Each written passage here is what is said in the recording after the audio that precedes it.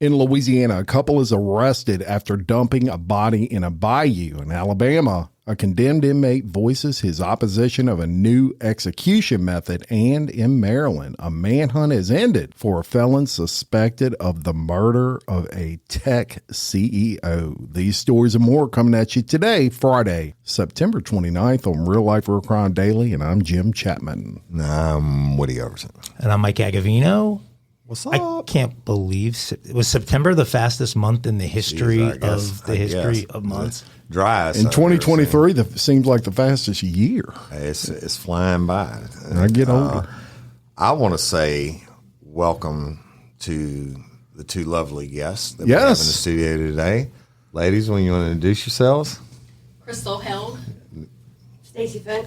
Both original OG lifers and been down with us forever. Yes, OGs. And they're here today because an unfortunate event, not an event, the homicide of Officer Sean Kelly with the Denton Springs Police Department.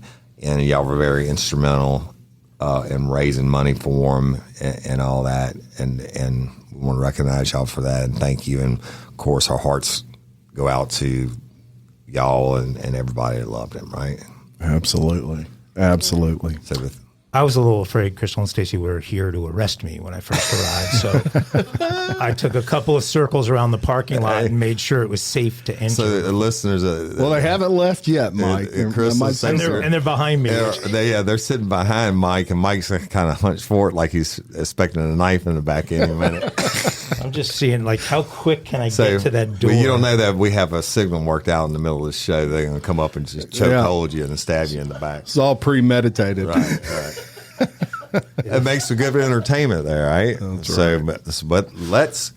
So this is for Friday. Yep, 29th. And it's crime 29th. And I want to say we have a real problem. That's coming this weekend. Oh, yeah. September 30th, National Podcasters Day, and the 18th or 19th Annual People's Choice Podcast Awards ceremony. Yeah. And it starts at 5 o'clock Central Standard Time. And guess what else starts at 5 o'clock Central Standard Time? Ole Miss LSU. Ole Miss LSU. So I'm going to be going. Well, I guess we have a true test of your allegiances, gentlemen. What's going to happen? Shit. You better really on watching LSU football. You got two eyes. I'm going to have the, seriously, I'm going to have the Picture. Yeah, because the podcast awards are spread out and they're long and lengthy, but I'm certainly going to be watching. Absolutely, but it's still a problem. And I'll be drinking. Good problem to have. Drinking lots of beer. Yes. But let's get down to some crime time and let's roll that beautiful beat first. All right, and we're going to start in Louisiana. A Baton Rouge man and Thibodaux woman have been arrested accused of luring a man into a car, killing him, and dumping his body in a bayou. Nice. Eddie Clark Jr., 26, of Baton Rouge, and Tierra Pendleton, 25, of Thibodaux were booked into the Lafourche Parish Jail on 1 count each of second-degree murder. Pendleton was arrested Tuesday. Clark was arrested September 21st. The victim, Troy Michael Johnless, 34, had been missing in Lafourche Parish during the early morning hours of September 17th. He had been last seen getting into a car with a woman the previous evening. His body was found on the night of September 18th in Bayou Lafourche, about 10 miles northwest of Thibodaux, with several injuries, including gunshot wounds. During a multi-parish investigation, detectives learned that Pendleton was the woman Jen Lewis had been seen getting into the car with, and that Clark, armed with a knife and gun, was waiting in the vehicle attack. Officers were able to track the vehicle where they found evidence related to the case. Evidence was also found at Pendleton's apartment. And, not uncommon in Louisiana for people to end up in a bayou, right? What do you ever? Hashtag murder bayou. Yeah. And good place to get rid of evidence and everything else. My question would be, motive, right? And if he's walking down the road, he's probably, well, I shouldn't say that. If he's walking down the road, it's not like he had $1 million in his pocket for him rolling for. So probably some kind of love triangle or something. It sounds that or some sort of robbery. I mean, guys waiting for him in the car. Yeah, I mean, if you're walking down the road and then pick it up, I wouldn't imagine if you feed it on the street because you don't have a vehicle. Yeah, he probably didn't have a whole lot on him. Yeah, that's a good point. Either way, isn't that pretty quick for them to find them in a bayou? Don't they usually weight them down right now, and give them a little shrimping season? It's the best time of the year for fishing and all that. So there's going to be a lot of boat traffic. Yeah, and as hot as it's been, he would have popped up pretty soon. Yeah. So, and that bayou's not that big. It's not like a big swamp you're talking about. You're talking basically like a canal, the Lafourche Bayou. Oh, okay. So, interesting. All right, let's go to Alabama. And I told y'all about this story, and I don't care what you feel about the death penalty or don't feel about the death penalty. This story fascinated me when I first reported, and I'm going to bring you an update. So a month or so ago, I first reported about the state of Alabama being the first state to utilize the nitrogen hypoxia method for death penalty executions. Now, an Alabama inmate who's slated to be the guinea pig for the method isn't very excited about it. Right? That is not. So this could go wrong in so many ways, but his lawyers have asked judges to deny the state's request to carry out his death sentence using the new method. And in a Friday court ruling, attorneys for Kenneth Eugene Smith asked the Alabama Supreme Court to reject the state attorney general's request to set an execution date for Smith using the new execution method. Nitrogen gas is authorized as an execution method in 3 states, but has never been used to put an inmate to death. And Smith's attorneys argued the state has disclosed little information about how nitrogen executions would work. Well, submit to you that's because they don't know, right? I mean, the science is there, but nobody's ever done it. And releasing only a redacted copy of the proposed protocol. The state seeks to make Mr. Smith the test subject for the first ever attempted execution by an untested and only recently released protocol for executing condemned people by the novel method of nitrogen hypoxia, Smith's attorneys wrote. Now, yeah, the first person who was hung, they didn't know how it was going to work out. The first person rode the lightning on Gruesome Gertie. They really didn't know. They didn't know how it was going to work out. They still that was sort of a mess they the first still 20 times. Right. That's why they've shelved it. The first person, cyanide gas or the injections, they didn't know. Hey, somebody's got to step up and be the plate. That's it. Yeah, I'm sure. I don't know what this cat's crime was, but I'm sure it was distinguished. So why don't be a hero and go ahead and step up there and be the first one? Well, this guy's, he's going to get killed no matter what, right? So let's say worst case scenario, this screws up. Yeah. It's horribly painful and it doesn't kill him. He's at least got a significant legal case for whoever he's leaving behind. I mean, so worst case scenario, they F it up and he's got a shot at getting some money for, I think that's a selfish move. I mean, he should just go in there and get cooked up. He should just nut up and get it done. But the thing is, there's been some botched executions in the past where we're like literally the lightning 5 different times and stuff, and it didn't kill them, and they take them out and set another execution date and stuff like that. I don't think this is going to happen on this. This sounds like a pretty painless method. It just sucks all the oxygen out of your lungs. Yeah. Right? Whatever. Right. What the fuck?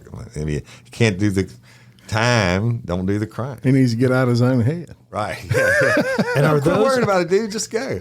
That's it. Are those his own lawyers he's hired, or are they? Oh, I'm sure. Is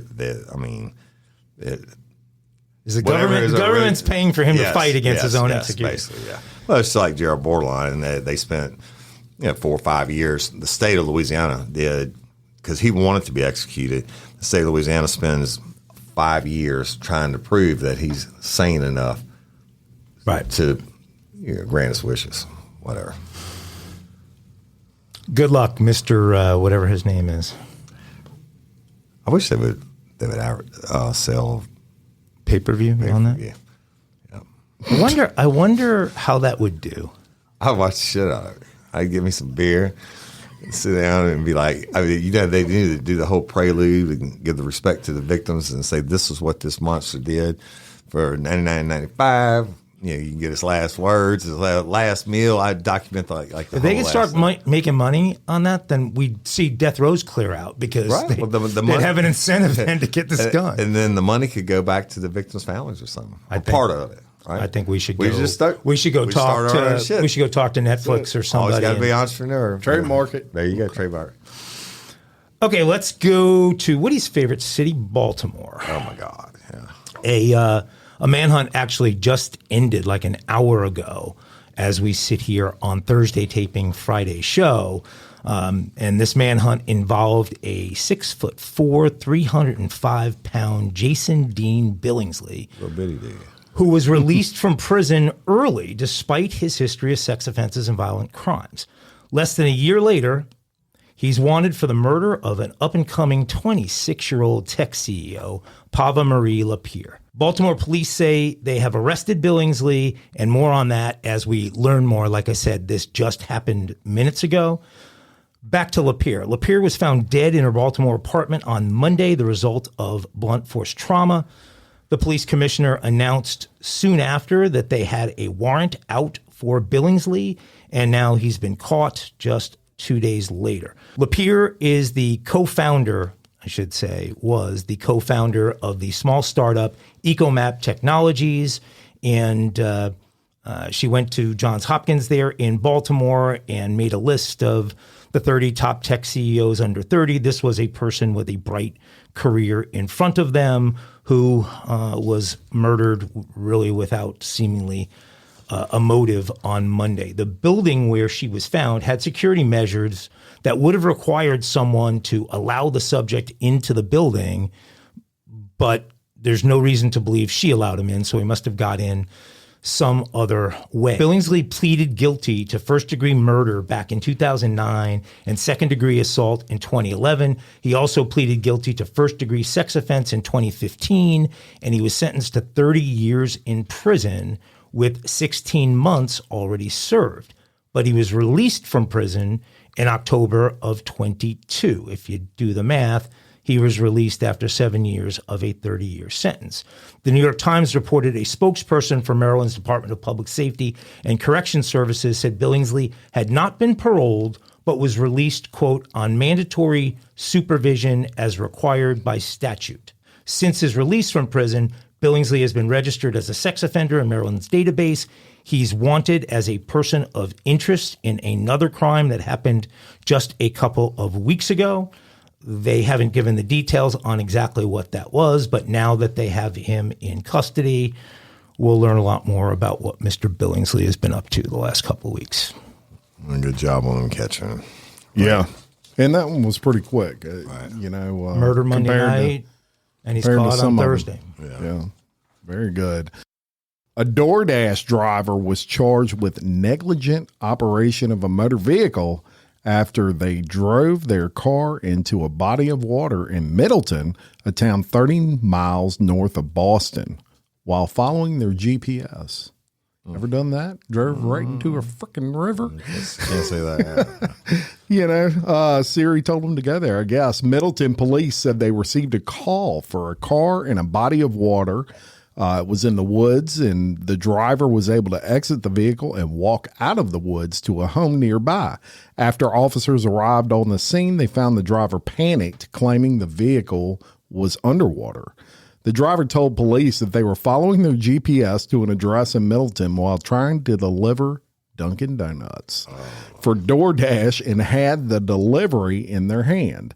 The driver said while he was trying to make the delivery to an address, someone began driving down a dirt road, and somehow they ended up driving into a body of water. Authorities on site searched the vehicle, finding it down a dirt path. The vehicle was still running and partially submerged in the water. It was towed from the scene. There did not appear to be any leakage from the vehicle into the body of water. The driver was evaluated for any injuries and was transported to the hospital. The operator was charged with negligent operation of a motor vehicle, and request for immediate threat license suspension was filed with the Department of Motor Vehicles. Now, Doordash, they came out and they said that the company is investigating the incident and getting in touch with local law enforcement to learn more. But you may find it interesting that this is not the first time a GPS user has been led astray. Earlier this month, a North Carolina woman filed a negligent lawsuit against Google's parent company, Alphabet, and held Google Maps responsible for the death of her husband after he drove his car off a collapsed bridge following directions from the GPS service. I don't know how they know that unless he was on the phone or something. But go back to the story part, and y'all know this from the ladies in the room, from working for Acadian Ambulance and all that. Look, every weekend somebody's driving into the bayou or the river or whatever, and if they're not, most of the time they're drunk. You know, this guy, they didn't say it was a DWI or whatever. I'm pretty sure driving your shit off into the river while you trying to make a living delivering donuts should be punishment enough. Maybe give you a careless operation ticket. Yeah, you're right. Yeah, you're going to suspend your license and everything else. I don't get it. Well, here's the interesting thing, too, and what struck me with this article was the reliance of people on GPS. Look, I watched, I hate to criticize my daughter on air, but I watched my daughter the other day back up her vehicle and she's looking in the big screen. She never looked in her rear views. Yeah, I get that. And in her side view mirrors. And I'm like, you can't just rely on that. Yeah. When I started out policing, there were no such thing as GPS. We had map books. Yeah. And they'd give me the street. I have to look up the street and turn to the page and do whatever. And now it's everything is GPS, right? Yeah. So now they're driving right off the road. And I love you, Braylon. I'm just picking. Oh, Daddy. But check your rear views and your side views. Yes. Canceling your insurance. Yeah. Your insurance might just cancel you for saying that. Yeah. The worst thing is when that book in LA was like this thick. It was impossible to get around Los Angeles. But a lot of times when you are, like when I was in Texas last week, everything's unfamiliar. So it's not like you're using Waze or something, someplace you're familiar with, and you can kind of figure out if it screws up. Right. But when you're in someplace you know nothing about, and all of a sudden you're in the middle of some major avoidance of traffic, weaving through side roads, and the thing goes dark on you because you've got no mobile signal there. Right. Then what the heck do you do? Which happened to me like 3 times in Fort Worth, and I had no idea where the hell I was. So crazy. Why do I feel like Mike drove into a river before? GPS. A stockyard, not a river. The shout out to that guy, because the one thing I really took away from the story, and DoorDash should step up and pay for his license and everything else, because he got the product out of the vehicle. Yeah, he kept the donuts dry. That's right. He might have left his kid in the car or whatever, but he got the donuts. The donuts must be delivered. Paid to do a job. Right. Hey, ladies, are you feeling overwhelmed by hormonal changes? Well, you're definitely not alone. There are more than 1,000 hormone disruptors living in our environment right now. It's in your food, your water, the air you breathe, the clothes you wear, your skincare products. They all mess with your hormones. Then there's the natural hormone changes your body goes through, premenopause, menopause. And while it's a natural process, it doesn't mean you have to suffer through it. The good news is you don't have to suffer through it anymore, because now you have Hormone Harmony, a formula made only with herbal ingredients that are shown to reduce hormonal symptoms in women of all ages. Hormone Harmony is not just a hormone support and supplement. It's become a phenomenon. Women can't stop talking about it on social media.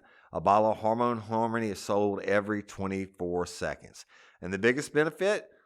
Well, my wife says it makes her feel like her own self again. And that's what women mention over and over in the reviews. And there are over 30,000 reviews for Hormone Harmony. And for a limited time, you can get 15% off your entire first order at happymammoth.com. Just use code RLRC at checkout. That's happymammoth.com and use code RLRC for 15% off today. That's happymammoth.com and use code RLRC. Spark something uncommon this holiday with just the right gift from Uncommon Goods. The busy holiday season is here, and Uncommon Goods makes it less stressful with incredible hand-picked gifts for everyone on your list, all in one spot. Gifts to spark joy, wonder, delight, and that's exactly what I wanted feeling. Hey, y'all, I ordered a super cool piece. It's a candle with a sculpture of LSU's Tiger Stadium on top of it. And each officially licensed laser cut wooden replica features up to 4 layers of detail, creating a bird's eye view of a specific football field, seating section, and more. And every label includes your stadium's name, the team's logo, and school location. And it has a coconut, soy, vegan wax infused with sandalwood smell that creates tailgates and touchdown scent profile, reminiscent of game day. It's invigorating like fresh cut grass and nostalgic like smoke from a pre-game grill, and calming like the crisp autumn air of a new semester on campus. Y'all, I love it. I have it at the base of my TV, and I'm ready to watch the Tigers play on Saturday night, right? Uncommon Goods. Look, when you shop at Uncommon Goods, you're supporting artists and small independent businesses. And many of their handcrafted products are made in small batches. So shop now before they sell out this holiday season. Uncommon Goods looks for products that are high quality, unique, and often handmade or made in the U.S. They have the most meaningful, out of the ordinary gifts anywhere. They even have gifts you can personalize. From holiday hosts and hostess gift to the coolest finds for kids, to hits for everyone from the book lovers to diehard sports fans. Uncommon Goods has something for everyone, not the same old selections you can just find anywhere. And with every purchase you make at Uncommon Goods, they give $1 to a nonprofit partner of your choice. They've donated more than $3 million to date. So to get 15% off your next gift, go to uncommongoods.com/RLRC. That's uncommongoods.com/RLRC for 15% off. Don't miss out on this limited time offer. Uncommon Goods, we're all out of the ordinary. Oh, Lord. All right. So let's go to California, where 2 good Samaritans in California were seen on video stopping an attempted carjacking in Oakland. The victim is seen crossing the street to return to his parked car when another vehicle pulls up and 2 masked, hooded men jump out. As the suspects grab the victim's car keys, the 2 onlookers race from across the street to help, and our 2 heroes can be seen running directly at the suspect's vehicle and busting its windows with what appeared to be wooden sticks. Now, you might ask where you get wooden sticks from in Oakland. This might tell you. Our heroes work as karate instructors nearby, and therefore we are dubbing them the Oakland Karate Vigilantes. The suspects appear to get very frightened by our karate chopping heroines. So I guess they're female, and decide to ignore the victim's car and hightail it out of there. No further details are immediately available. But carjackings in Oakland are 21% year to date, and that's according to Oakland PD. And there have been 455 citywide carjackings so far this year, up from 377 last year, and 334 in 2021. There's a video online of that. Somebody got it on a handheld on their mobile phone, and those aren't sticks. You know what those are. And they're working them. Yeah, that's what I figured. And you can almost see, you can't see the eyes of the carjacker, but you can see their reaction when they look up and see what's coming. And so was it females?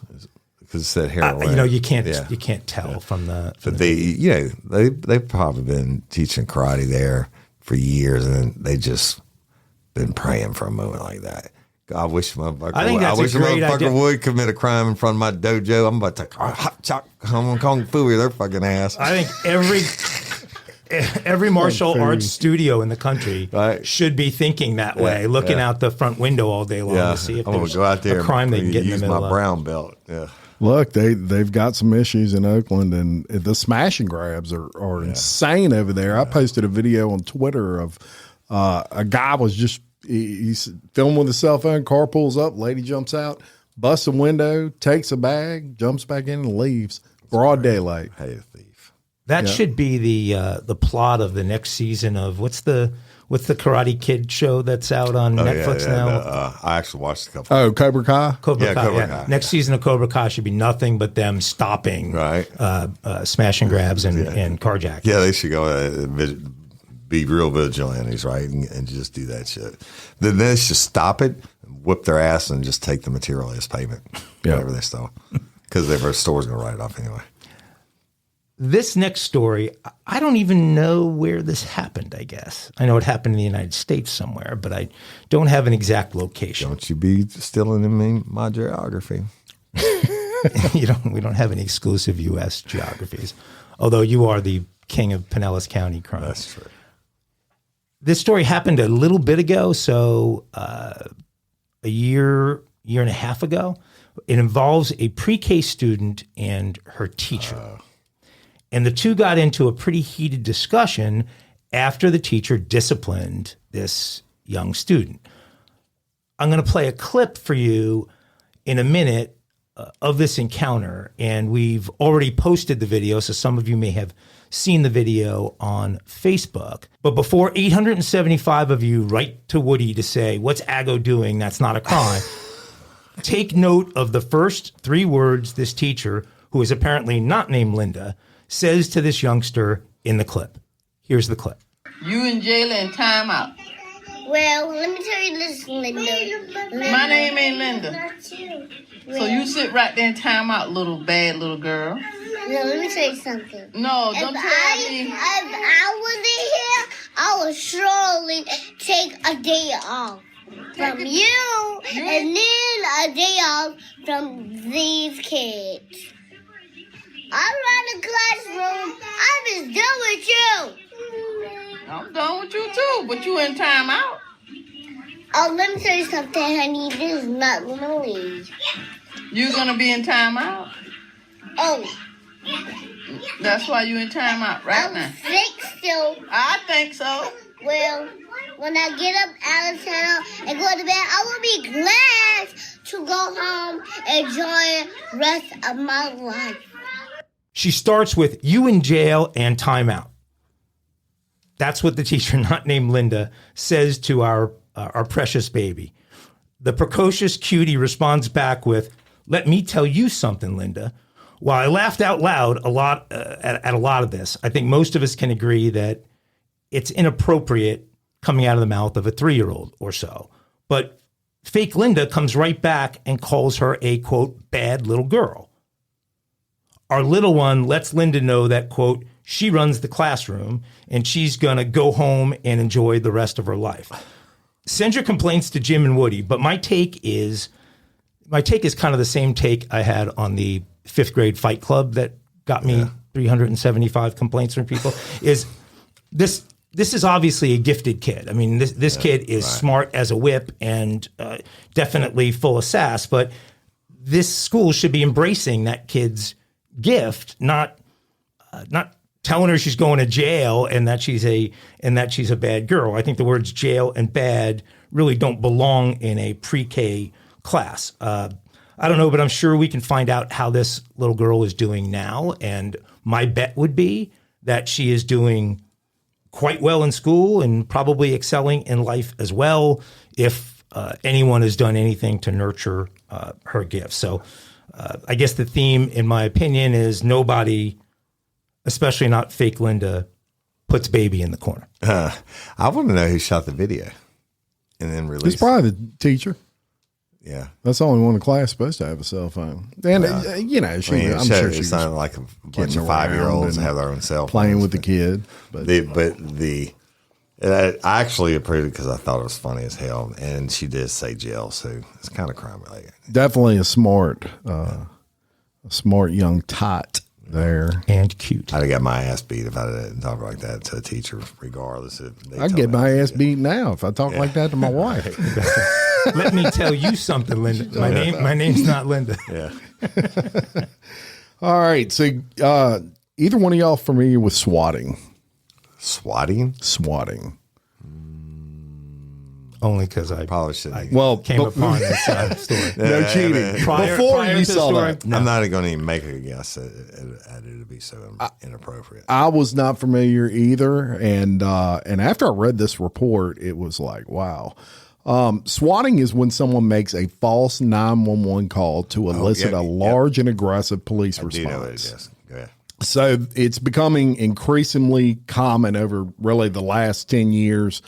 And, AI, which we've talked about, especially with people being able to mask their voices now, has become something that is, I guess, a major advancement in technology. Well, it has really made it a lot easier for these people that participate in swatting to get out there and really just absolutely tie up our police forces, creating, and y'all, the term swatting is SWAT team. They want these big responses. So it's really tying up police forces, and I didn't realize how much of a problem this was. A nationwide database that the FBI created this year because of the rise has recorded over 200 occurrences since May 1st. Before the database's inception, swatting calls, they didn't really officially track those, but a former FBI agent estimated that those incidents just in the last year have jumped to from 400 to over 1,000 incidents of this issue. Swatters want to create emotional distress, and they want to put Americans in harm's way. It's estimated that it's just going to continue to get worse and worse. And a crazy stat that I saw in one day back in March of this year, 36 false reports of mass shootings affected 230 schools just in New York. Yeah. Just in New York, one day, because somebody used AI to and SWAT.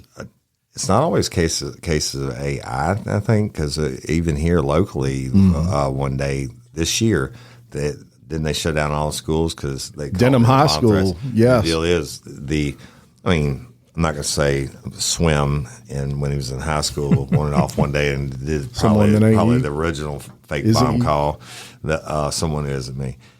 But it is a real deal now. But people are using it to get like their enemies in trouble and stuff too. They would call in and say, "Oh, there's a bomb and such," and or this person's armed saying he's going to kill it, and of course it creates a false response, and that person may get in trouble or may not get in trouble. But unfortunately, I mean, when I did it, when Swim did it, probably nobody had ever done a bomb call in the state of Louisiana back in the 80s, right? Yeah. But nowadays, people are actually killing and doing all this stupid shit. I think some of it is to create diversions for other crimes they're committing that day. So there's a plan to commit something, so send all law enforcement in one direction. Well, the story you did the other day about the friend who wanted to get his buddy out of work so they could go drink, that still could be that's swatting. He's got a bomb and an AK and da-da-da-da. Well, what they're getting out of this new technology in AI is just it's making it harder to catch them. Right. Before you call back in the day, it's a payphone, and they got you in 2 seconds. Prince Albert in a can. Yeah. Now they can mask IP addresses. Right. It's just getting harder and harder. Yeah, I get it. Interesting story there. All right, so we talk about a lot about fast food restaurants and, like the Sonic, where the dude lost his cocaine and the lady had it in her foot-long hot dog and all these different things. I'm pretty sure Jack in the Box is never going to sponsor us because I'm going to say what I really think about them. But a just released video shows a Jack in the Box employee shoot at a drive-through customer during an argument over missing curly fries. Now, let me tell you something. Jack in the Box isn't that good.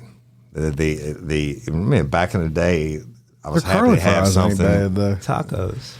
I know, but it's not even like Taco Bell drunk food late at night. I remember the first ones came out back in the day, and I was a single dad, and I had to eat it and shit. And it was nice to have a change, but I'm not going to Jack in the Box. I mean, curly fries are legit though over there. You don't like curly fries? I like curly fries. I had curly fries last night with WL, and I had a Mexican restaurant. Don't mean I'm going to Jack in the Box.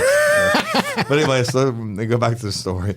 According to a lawsuit filed by a Houston attorney, Anthony Ramos and his family ordered a combo meal at the restaurant near Bush Intercontinental Airport back in March of 2021. Ramos, a Florida resident, was in Houston for work. He picked up his pregnant wife and daughter, who were 6 years old at the time, from the airport and stopped at Jack in the Box drive-thru for food. 15 minutes later, they were speeding off in an attempt to avoid gunfire. In new release video, employee Elenia Ford Terrio appears agitated with Ramos. He's in the driver's seat, his wife's sitting in the front passenger seat, and their daughter's in the back seat. They paid $12.99 for a meal combo. Fast food prices offend me now. Well, that was 2021. That's same meal as $34 today. I had to stop at McDonald's. Just almost never eat fast food, and I stopped at McDonald's yesterday. It was $14 for the meal that I order. That's why we get HelloFresh, baby. Right? That's right. That's right. So, anyways, so they paid the $12.99 for the meal, but did not get the curly fries they ordered, prompted an argument. Yesterday, I had to pull over and wait. Can you please pull up spot number one? I'm like, fuck, man. I only have one thing to do. And then I had to wait like 20 minutes, and they bring it out, my large fry, and halfway full. Come on.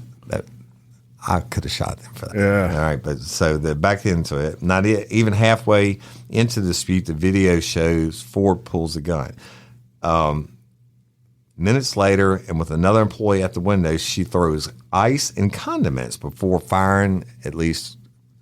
Who in the fuck works the Jack in the Box is strapped behind the counter? This woman. And you go throw condiments, I guess hot sauce or ketchup or whatever, and then you go fire at them through the there should be a window. step between condiments and firing the guns. Use of force continuum. Yeah. It's got to be something different in there. But Jack in the Box needs to do a background check on employees so as not to expose their customers to someone who would attempt to kill them, the attorney said. The family filed a lawsuit in 2022, and the attorney recently received the video after a discovery request, and the lawsuit claims Jack in the Box was negligent for not keeping its customers safe. Well, in its original answer, Jack in the Box denied all allegations and stated that the restaurant has no control over and is not legally responsible for third parties like Ford. It's not a third party when it's your employee. Now the former employee is telling her side of the story. I am not an angry person. I am not a mad monster out here. I'm just a woman trying to work for my family, Terrio said during an exclusive interview. She claimed that Ramos screamed racial slurs at her, and that's when and why she was angered enough to throw condiments, then throw lead. Ford Terrio also claimed that since the video has no audio, you cannot tell whether she fired the gun or not, and she denies firing. However, slow motion of the video clearly shows the gun discharged at least twice, and this one will be interesting. This is one of those things where if there's a lawyer involved, they should tell their client, don't speak to the press. Right. Yeah. The woman gives an exclusive interview to the ABC affiliate. Shut up. She gives an exclusive interview to the ABC affiliate, and because she thinks no one's going to figure out anything because there's no audio, she denies firing the gun. Right. Well, then you watch the video online. Yeah. I mean, she clearly fires the gun twice. The other thing she did when she gave that interview, Jack in the Box not wanting that negative publicity. They might could have gotten to the table for mediation. Now she's screwed. But it's criminal charges. They shot at a car with a kid in it. Yeah, over some curly fries. That's the other thing she tried to say. She tried to say in the interview that she was not firing at the vehicle, but you can bullets got to land somewhere. You can see where the gun is pointed, and she wasn't firing them to the sky. I'm saying if you're in a drive-through window, you pretty much only got one direction you can go. I mean, I guess you could. Well, they were pulling. They were so. This is the condiments were when they were right there, and the shots were as they were kind of leaving. So. I wonder if they ever got the curly fries. That's the question. They should be like Seinfeld and get a lifetime supply of coffee. Remember that episode? It's like, they should get a lifetime supply of curly 100% curly fries. Solve the whole matter. Oh my goodness. Hey y'all, let me tell you about Gobble. All Gobble meal kits are pre-prepped. That means less work for you and less waste in your kitchen.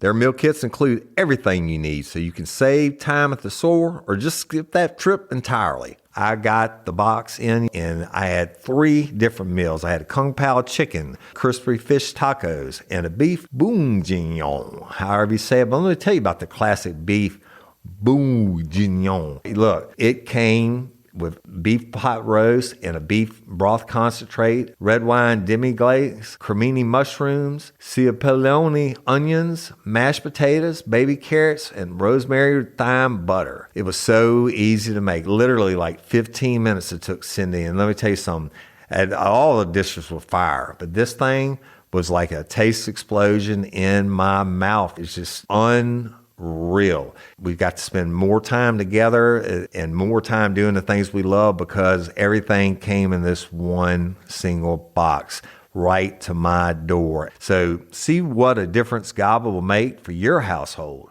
Right now, they're offering my listeners a fantastic limited time deal. You get $120 off across 4 boxes plus free shipping and free cookies. And let me tell you, those cookies, I ate one that was sin baked and it was delicious. Go to gobble.com/real life.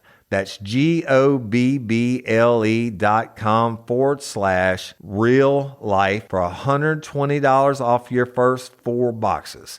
This offer is not available on the home site, so don't miss out. This is genius. It's taste explosions in your mouth like you never had. Hey, y'all, changing my wardrobe from summer to fall, it's never easy.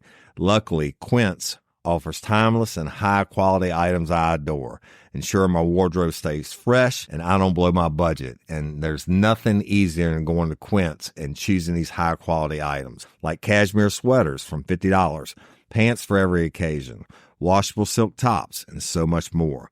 The best part? All Quince items are priced 50 to 80% less than similar brands. By partnering directly with top factories, Quince cuts out the cost of the middleman and passes the savings on to us. And Quince only works with factories that use safe, ethical, and responsible manufacturing practices and premium fabrics and finishes, and I love that. I got the stainless steel Link Apple Watch band for $59.90. It's heavy duty, it's awesome, and it's like $100 less than I could find anywhere else. And I also got a 100% organic cotton fisherman quarter zip up sweater. The color is alabaster. Man, I can't wait to wear that this fall. And Cindy got the Mongolian cashmere boat neck sweater in heather gray. And I'm telling you, these are classic pieces at a fraction of the price. Make switching seasons a breeze with Quince's high-quality closet essentials. Go to quince.com/RLRC for free shipping on your order and 365-day returns.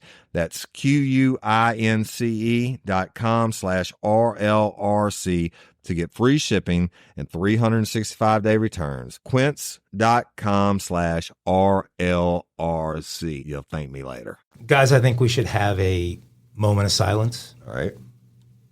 Bow your heads. Okay, this should be the last time we have to mention the name Taylor Schabusiness.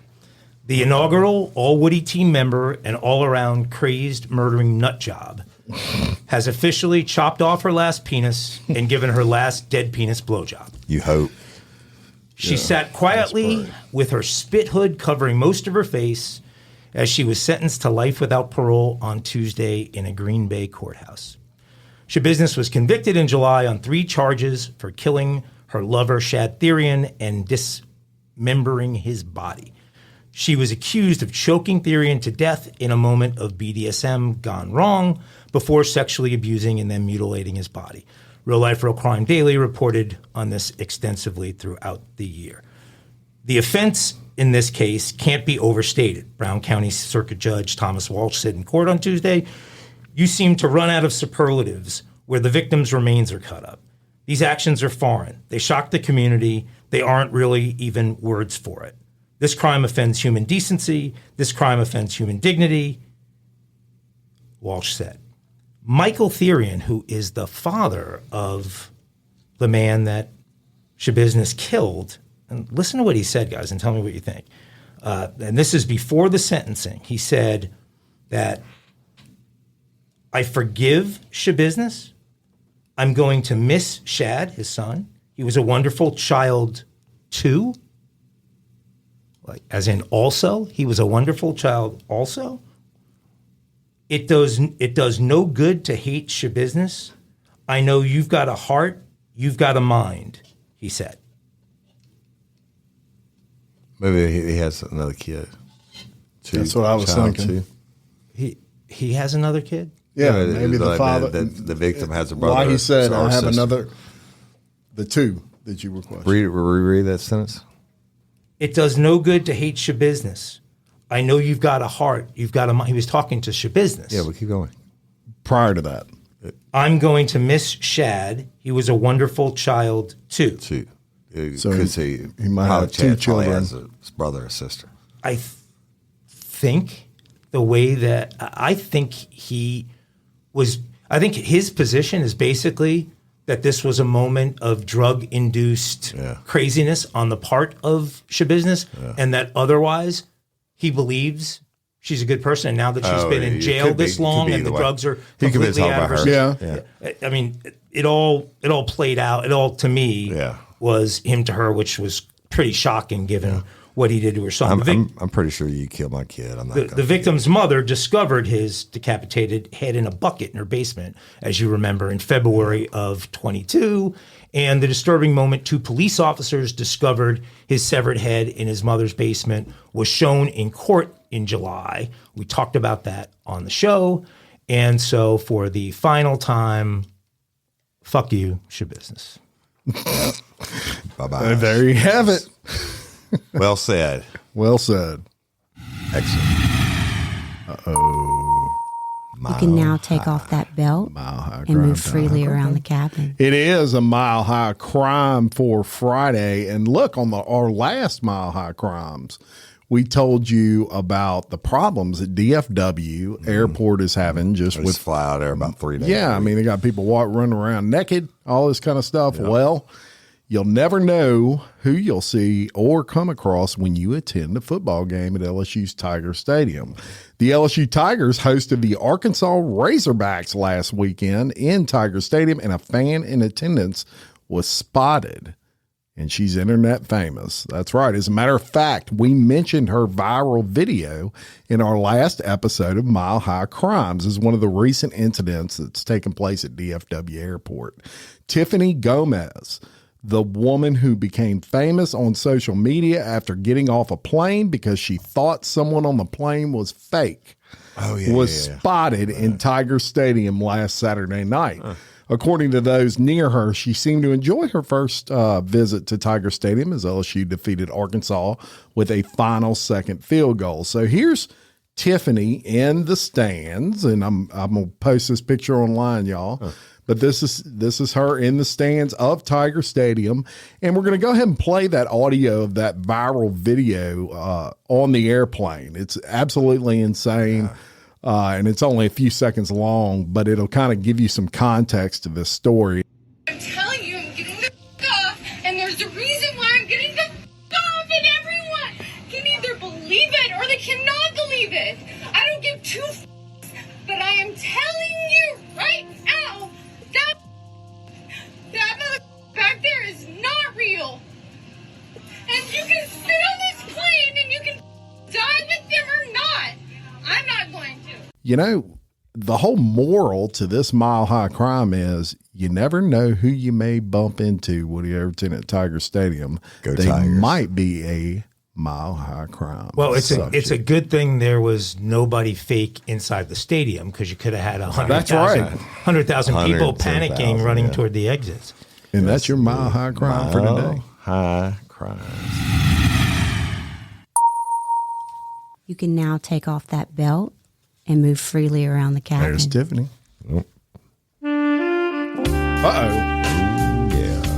I wasn't sure if this was coming or not. Kinky Crimes. It's time to get kinky.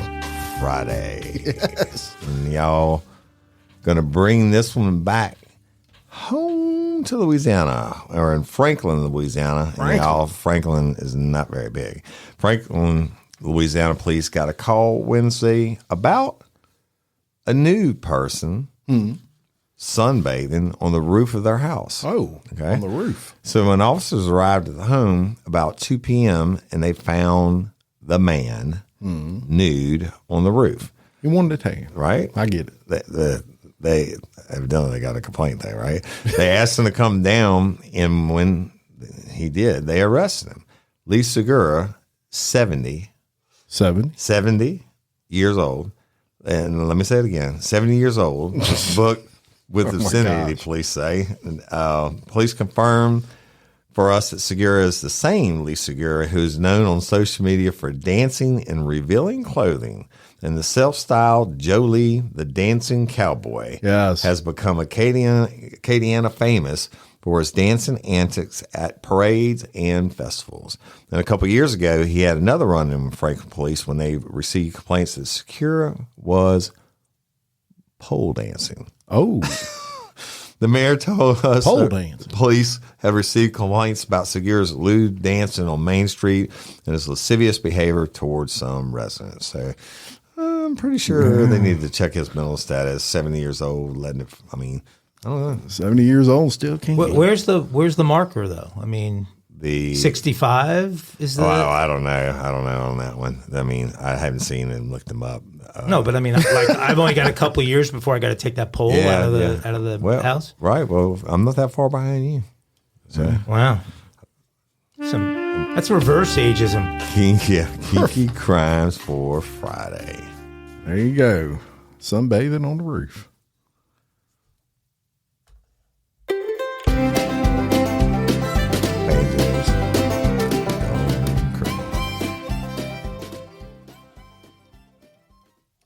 Yes, indeed. Okay, so there are dumb criminals, and sometimes those dumb criminals have smart accomplices. This smart accomplice got his dumb criminal owner arrested. We're traveling all the way to India for this dumb crime. I'm pretty sure you're allowed there.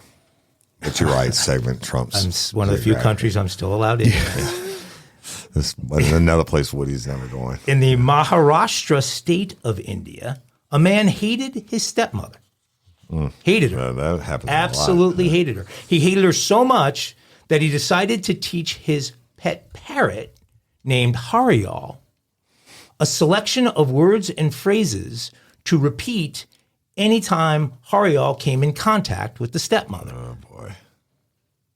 They lived together, the stepmother and Harial's owner. And so she was constantly walking by the bird's cage.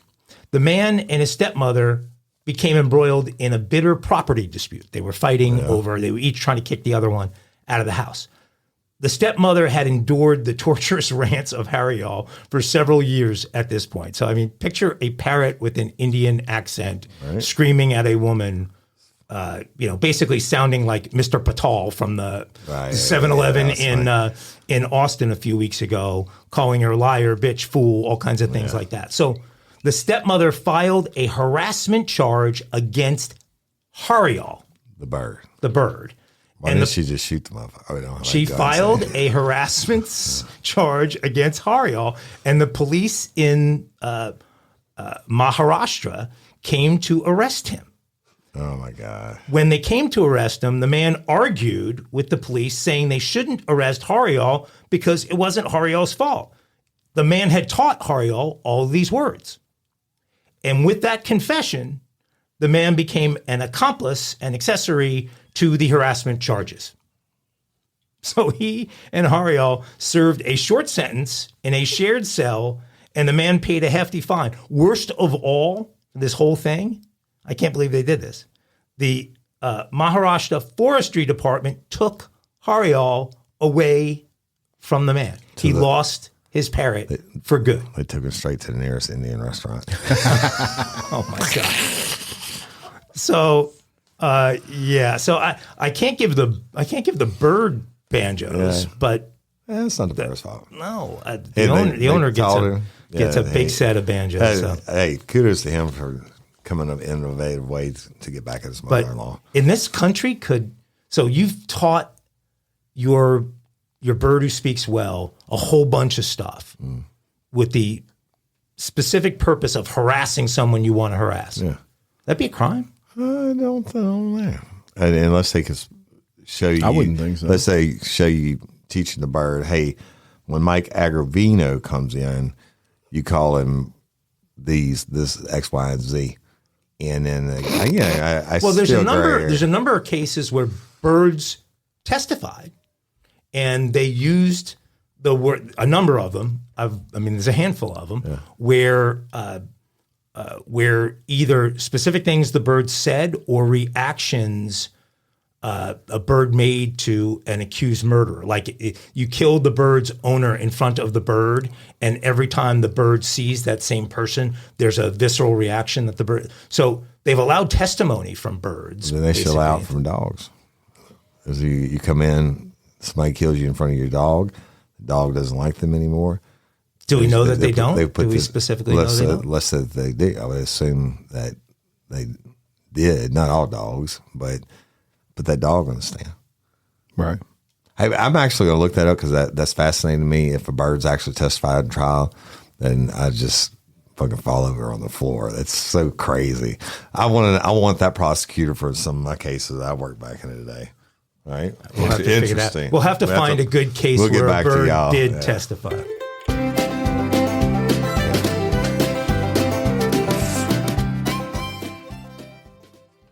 All right, and we're going to bring you to an edition of Super Cops. Super Cops. And I kind of saved this one for a little while because Woody and I actually know this super cop who did an amazing thing very well. So in April, the life of a baby girl was saved thanks to those dedicated professionals who work together for you. And this is a post by Sheriff Jason Ard of Livingston Parish, Louisiana. On this particular call, our off-duty deputy with medical training was alerted to an emergency situation involving an infant in his own neighborhood. The team of professionals walked into a 21-year-old unexpectedly delivering her baby a month early. The infant was not breathing and had no heartbeat. Thanks to the extensive training, the team was able to get the infant breathing on its own, and she regained a pulse. She was able to be quickly transported to a local hospital by the ambulance on the scene. The girl's mother still needed medical care. She, too, was transported for treatment and loss of blood. What a blessing to announce that because of the actions of that day from dedicated Livingston Parish first responders, some off duty, the mother and baby girl have both made a full recovery. Thank you to the following for choosing to serve and protect. And they name Alan, he didn't put the last names, but Alan M., Cody K., Jonathan S., and Major Lance Landry. Lance. Shout out Major I trained him when he was in reserve. Landry. Yeah, great guy. Very, very good guy. Woody knew him in his rookie years. Yep. And just an amazing person, and as well as assistant, I think that's Fire Chief Charlie Weaver. So shout out to all of them, and who's more thankful than any of that. Yep. Yeah. More thankful than any of it is that baby's mama, right? That's right. Right. That's awesome. And maybe that baby will grow up to save lives and stuff or be a police officer. Well, and knowing that one particular guy in particular is very humble. He's never told me that story. He's not going to. I didn't know that until they posted it. The real ones the ones that do it because they love it, you'll never hear them boast about it. Now, they might talk about it to another cop. Yeah. Lance is a straight up great dude, super intelligent. And flew a helicopter for Acadian Ambulance before he. Mad respect for him.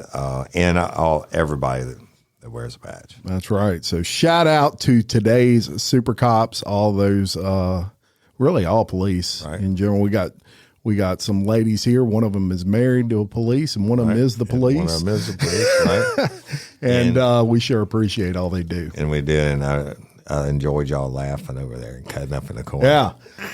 I'm going to get the pictures later and figure out. It was like a live studio audience, like on Late Night with David Letterman. Yeah, that was kind of cool. Yeah, so thank you so much for coming by. Thank y'all for supporting Corporal Sean Kelly. Absolutely. Any final thoughts, Woody? Love all y'all. Appreciate you. Again, tomorrow night will be the podcast awards, and we've won some more than anybody else has in the past. And we're already winners, making the finals, the top 10 in the categories. And I think there's like 5 or 6 million votes that were cast. There was more than that. There's 11 million. 11 something. million. It was So unbelievable. We're up against the biggest and the best, and I get that, but we're already winners. I'm going to take a minute to thank everybody who took the time to do the voting and then be in the final selection. Yep. Bloody Angola history, real life, real crime, history, and real life, real crime in 4 categories. categories. So, but thank y'all, and go Tigers. Go Tigers. Y'all need. I'm not going to set the date for the egging of my head. Yeah. You guys need to set the date, and we need to lock that down. Back when I was coming up, every Halloween we'd buy eggs like a month before and leave them out in the yard and stuff. I think I told y'all about this before. And we get in our trucks and ride around town and have egg fights like that. You get hit in the head with a rotten egg at 35 miles an hour. Even if you're drunk, it hurts. I'm pretty sure I got concussions a couple times. There's nothing about. But I'm thinking about being in a speeding vehicle or hurling them. The eggs are cracked on my head. But right what I'm getting at, Ago, is I think we need another. Maybe you should call me Ago for this. Right, another 2 weeks or so till. First of all, till it cools off a little bit more, because I don't want those. Right now, the eggs will still fry on your head if we do it outside in the middle of the day. So we'll let it run for another 2. But we'll marinate on that. We'll come up with it, and I think in the next couple of weeks we should finally see some cooler weather, and we can hold an event, and we can advertise. I smell a very healthy dose of bullshit here, and I'm looking out for you, man. So you're like incubating these things in some disgusting. No, I didn't say they're marinating in some horribly disgusting concoction you've come up with to get them to peak stink before. Let me be honest about it. I don't really want to sweat all the day watching you get busted in the head. But so this is about your comfort level during the event. Truly it is. Okay. I understand. It's always about me. Just fucking with you. Hey, thank y'all for everybody who's donated, and we're going to get the money to rrescue.org. Yes. See something, say something. Very valid cause, and we do the sex trafficking stories almost every day, and it's not just the kids. That's right. Women, adults. Yeah, it's rrescue.org, and you can get all the information you need, and together we can all end human trafficking worldwide. That'd be sweet. All right. Until next time, I'm Jim Chapman. I'm Woody Overton. And I'm Mike Agovino. For Real Life, Real Crime Daily. Peace. Jesse Ingram.